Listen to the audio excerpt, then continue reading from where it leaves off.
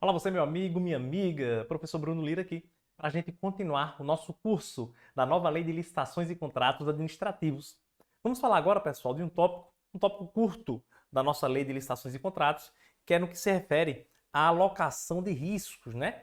O tópico 14.04.03, ele abrange apenas o artigo 103. O artigo 103, gente, ele vai falar sobre como funciona esse sistema de alocação de riscos no contrato administrativo. É o seguinte, quando a gente trabalhou licitações, um pouco mais atrás, quando a gente trabalhou licitações, a gente viu que na licitação existe a necessidade, na fase interna da licitação, existe a necessidade de administração pública estabelecer essa matriz de alocação de risco e ela coloca essa matriz logo no edital. Então, logo no edital de licitação, ela coloca uma matriz e essa matriz vai dizer, vai dispor sobre o compartilhamento de riscos do contrato. Então já deve ter uma previsão lá no edital e lá no início da lei já dispõe várias regras sobre. Aqui ela repete algumas e traz algumas novidades. Então ela traz também regras a respeito dessa matriz de alocação de riscos no artigo 103. Eu vou fazer aqui com você a leitura do artigo 103 e seus parágrafos, tá bom? Não tem muito mistério não, de maneira bem objetiva aqui. O artigo 103, gente, ele vai dizer que o contrato poderá identificar os riscos contratuais previstos e presumíveis. Dá uma pausa aí. Importantíssimo você saber disso. A matriz de alocação de risco presente no contrato, ela compartilha riscos entre particular e administração pública, mas é apenas aqueles riscos que são previstos e presumíveis. Porque existem alguns riscos que são riscos imprevisíveis. Lembra que nós falamos naquela parte de pagamentos acessórios para a administração pública? Lá eu falei para você que existe a teoria da imprevisão, né? E na teoria da imprevisão pode ter algum pagamento feito pela administração pública para manter o equilíbrio econômico-financeiro decorrente de um risco imprevisível do contrato, de um custo que a empresa não imaginou que ia ter.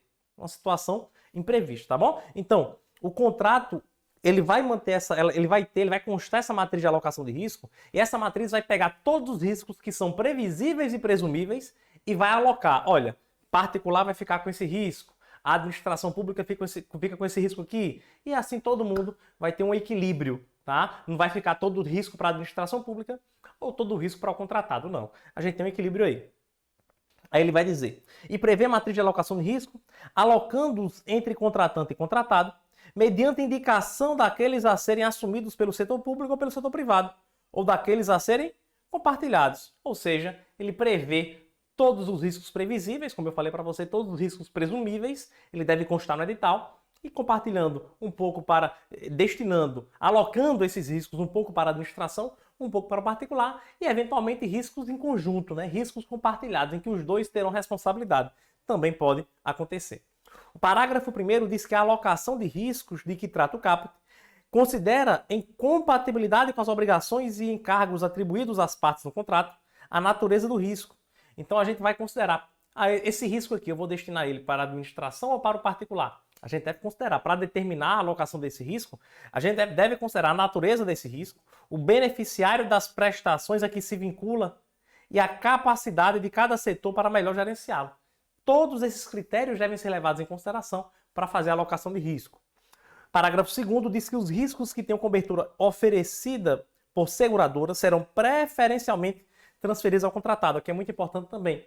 Existem alguns riscos, pessoal, que tem cobertura de seguro, que tem cobertura de um seguro. Se esse risco tem cobertura oferecida por seguradora, preferencialmente a administração deve alocar esse risco à contratada. Preferencialmente. Não é obrigatoriamente, não. Preferencialmente ela vai alocar a contratada, porque a contratada vai e faz a contratação de um seguro garantia. Beleza? Seguro garantia é o seguro de outra natureza que venha garantir esse risco aqui. Parágrafo 3º. A alocação dos riscos contratuais será quantificada para fins de projeção dos reflexos de seus custos no valor estimado da contratação. Muito importante isso aqui, gente. Olha só.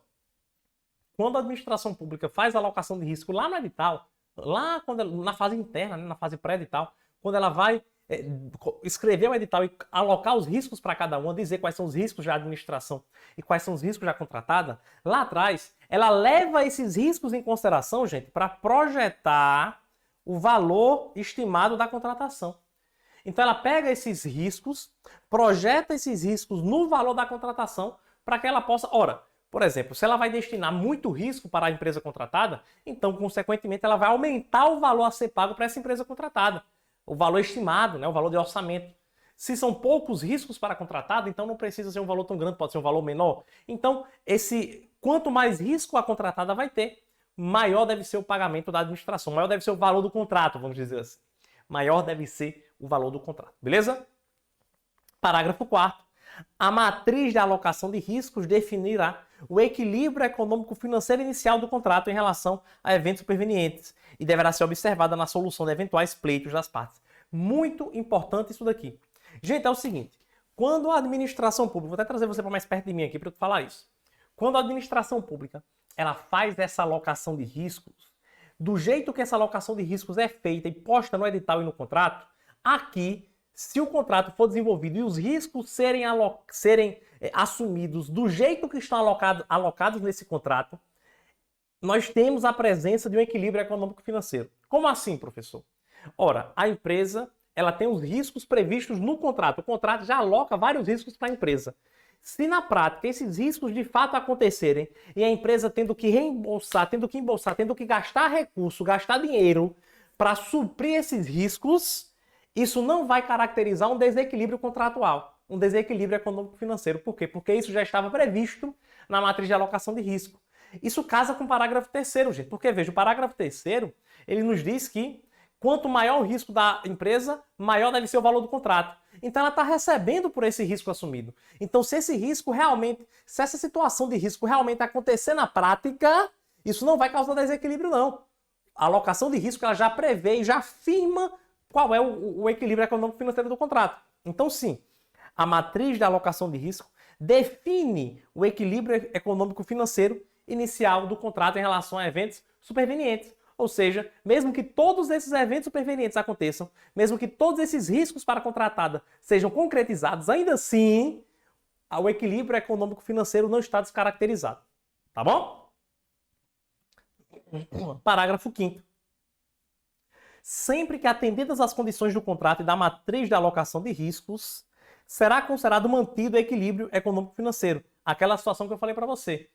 Se foi tudo obedecido do jeito que foi alocado no contrato, essa alocação de risco foi obedecida na prática, pode acontecer qualquer coisa, mas se tudo que acontecer, a resposta for de acordo com essa matriz de alocação de risco, então o equilíbrio econômico-financeiro está mantido, renunciando as partes aos pedidos de restabelecimento do equilíbrio relacionado aos riscos assumidos. Isso quer dizer que ela assumiu o risco lá no contrato. No contrato já prevê um risco para ela. Se ela tiver um prejuízo futuramente em virtude desse risco que foi concretizado, isso não vai dar a ela o direito de pedir um restabelecimento do reequilíbrio econômico-financeiro. Ela não pode pedir uma repactuação, um reajuste, não pode. Tá bom? É a regra, mas tem exceção, né, pessoal? Aí ele diz aqui, ó, exceto no que se refere a alterações unilaterais do contrato administrativo pela administração. O artigo 124, inciso 1, ele fala quais são as hipóteses de alteração unilateral do contrato administrativo. Então são hipóteses em que a administração pública altera unilateralmente o contrato administrativo. Nesses casos, a alteração unilateral ela pode trazer um desequilíbrio ao critério econômico-financeiro do contrato. Então, se houver um desequilíbrio econômico-financeiro em virtude de alteração unilateral, aí deve ter sim um pagamento acessório, deve ter um reajuste aí pago pela administração. Vamos supor que eu tenho uma alteração unilateral do contrato no que se refere ao valor. A administração pública, ela pediu ela comprou uma frota de 1.000 veículos. E aí, dentro do prazo de entrega, ela fala, olha, eu não quero mais 1.000 veículos não, eu quero 1.200 veículos. Pode? Pode. Alteração unilateral, até 25% pode. Ela está dizendo agora que quer 1.200 veículos, não quer mais 1.000. Ora, se ela está aumentando o número de veículos, ela tem que aumentar proporcionalmente o valor do contrato. Porque ela está aumentando o valor, ela está aumentando a quantidade. Deu para entender? Se diminuir é a mesma coisa. Se diminuir a quantidade, ela também diminui o valor. Então, se for caso de alteração unilateral, aí sim ela deve fazer o pagamento. O particular vai ter direito a esse restabelecimento do equilíbrio econômico-financeiro. Segundo caso, em que o particular vai ter direito a esse reajustamento, é quando tiver um aumento ou redução por legislação superveniente, legislação que vem depois, de tributos diretamente pagos pelo contratado em decorrência do contrato. Isso daqui a gente chama isso daqui, eu até falei com você naquela aula sobre teoria da imprevisão, nós chamamos isso aqui de fato da administração, né? É um exemplo de fato da administração. É quando a administração pública atua fora do contrato, mas causa uma consequência indireta no contrato administrativo. Nesse caso, gente, vou dar o mesmo exemplo que eu dei naquela aula, tá? A administração, o Estado, a administração estadual, contrata uma empresa de ônibus para levar crianças para escolas. E essas crianças elas vão ser pegas aí na zona rural, onde elas moram, para a zona urbana, para estudar nas escolas dos municípios mais carentes daquele estado. Beleza. O que é que vai acontecer? Essa empresa precisa botar combustível, né, no ônibus para que esse ônibus possa pegar as crianças.